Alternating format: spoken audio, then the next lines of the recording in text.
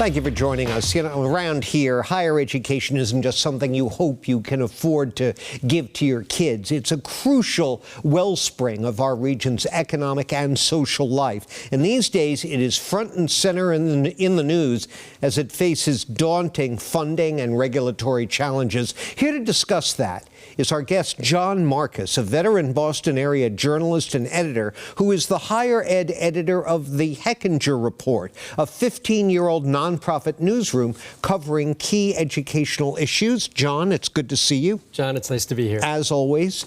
So, as of last summer, according to a Gallup poll, 32% of Americans said they had little or no confidence in higher ed. That's more than triple the number a decade ago.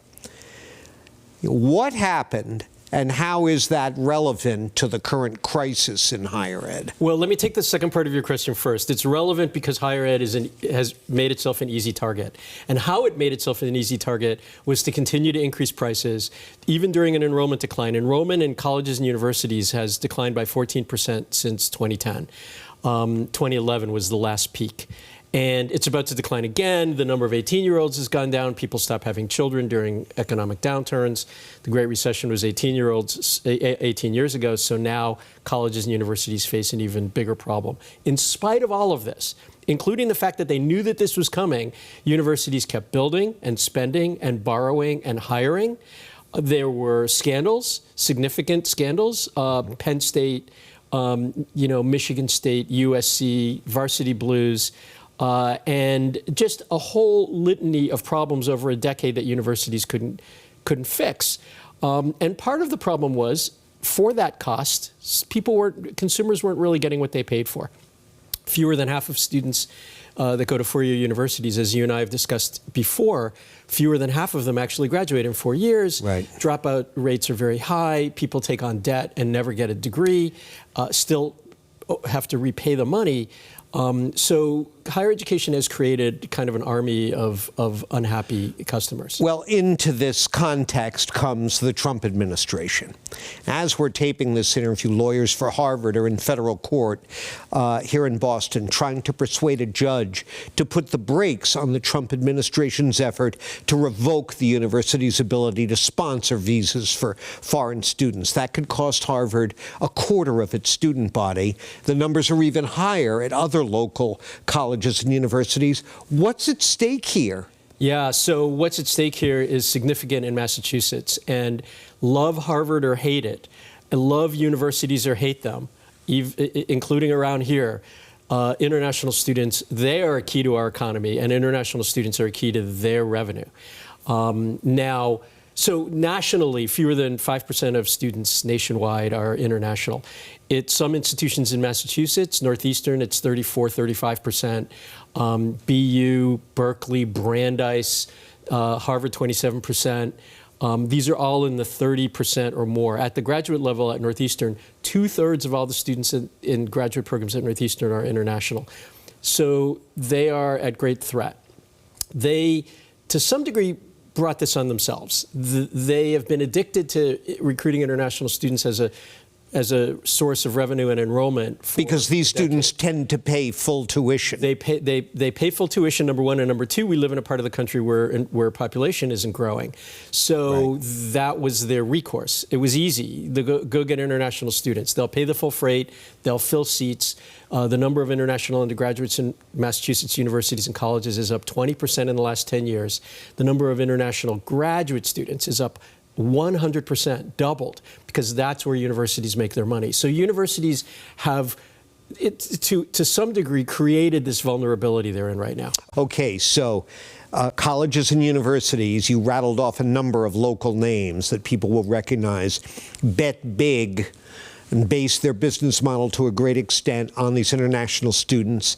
Now the Trump administration is moving on them, and this is not going to evaporate like a tariff that they pull back on with a little pushback, right? What happens when this all starts to hit the bottom line? Well, before the break, you asked what will happen if the ban takes effect. But forget about what Trump is doing. First of all, I think it's logical to assume that if you were an international student, even if there wasn't this crackdown, would you come here now? Just the optics are terrible right now. Right. And this new decree this week that all visa appointments have been canceled comes right at the moment where students who want to enroll in the fall are making appointments for their interviews. They all have to have an interview at an embassy or consulate. Yes.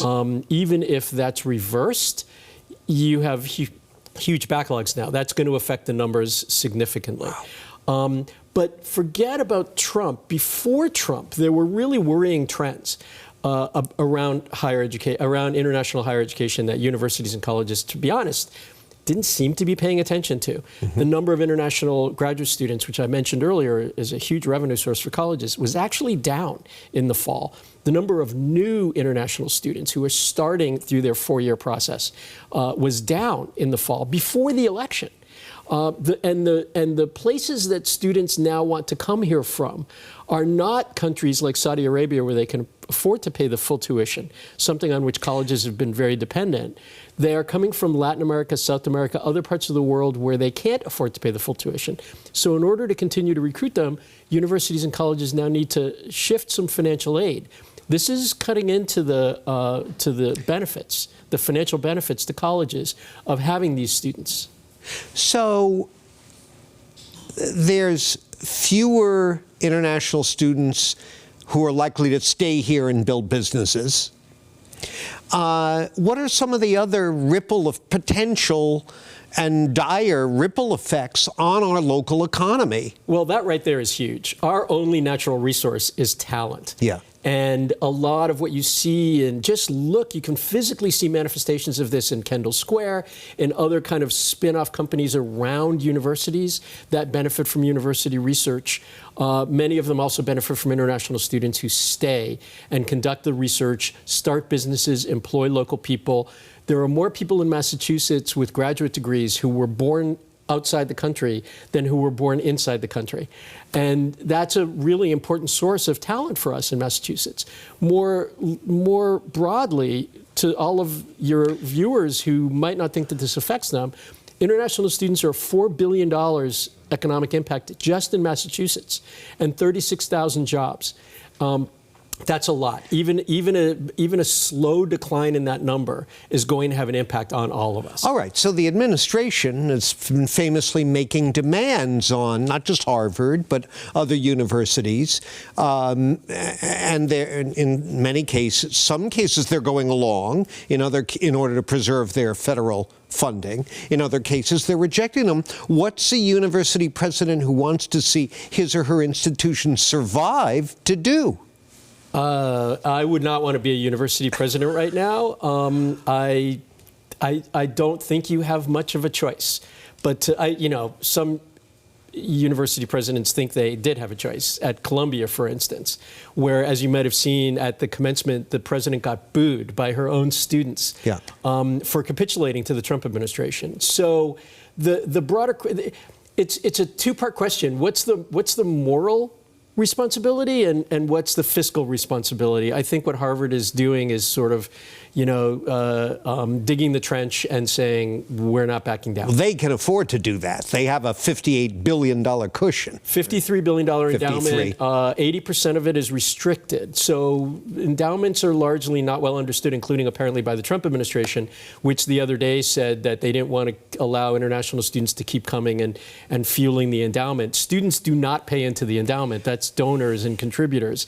When the Secretary of Education misunderstands what an endowment is, that's worrying. Yeah. But 80% of it is restricted, meaning the donors gave it for a particular purpose, such as to support a particular professor, and it can't be used for operating expenses or to make up for the cuts in federal research funding.